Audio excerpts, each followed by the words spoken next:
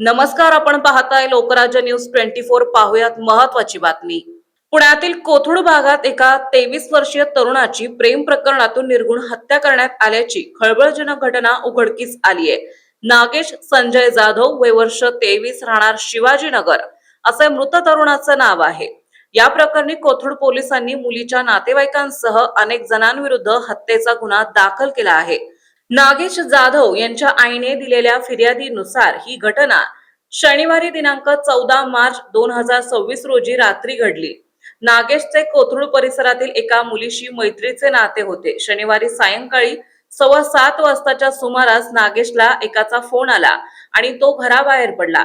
रात्री 8:03 आरोपी नागेशच्या आईला त्याच्याच मोबाईलवरून फोन केले। फोनवर आरोपीने शिवीगाळ करत म्हटलं की तुझा मुलगा नागेश आमच्या ताब्यात आहे, आम्ही त्याला मारले आहे, 10 मिनिटात येथे येऊन त्याला घेऊन जा, नाहीतर त्याला खाली टाकून देऊ। फिर्यादीत नमूद केल्यानुसार नागेशची आई आणि नातेवाईकांनी तत्काळ कोथरूड मधील मेगा सिटी येथे धाव घेतली। तिथे नागेश छतावर विवस्त्र अवस्थेत रक्ताच्या थारोळ्यात पडला होता। काही महिला आणि पुरुष त्याला लाकडी दांडके, लाथाबुक्क्यांनी मारहाण करत होते।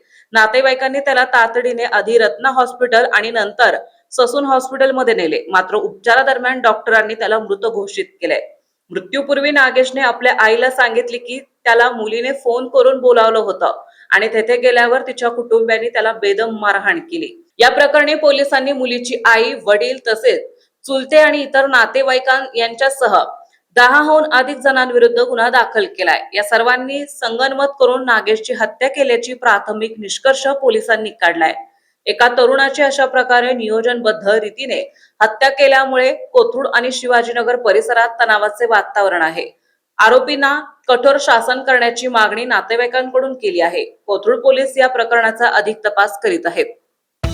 महाराष्ट्रातील महत्त्वाच्या आणि ताज्या बातम्या पाहण्यासाठी आजच आमच्या लोकराज्य न्यूज 24 न्यूज चॅनलला YouTube वर सबस्क्राईब करा आणि बेल आयकॉन प्रेस करा।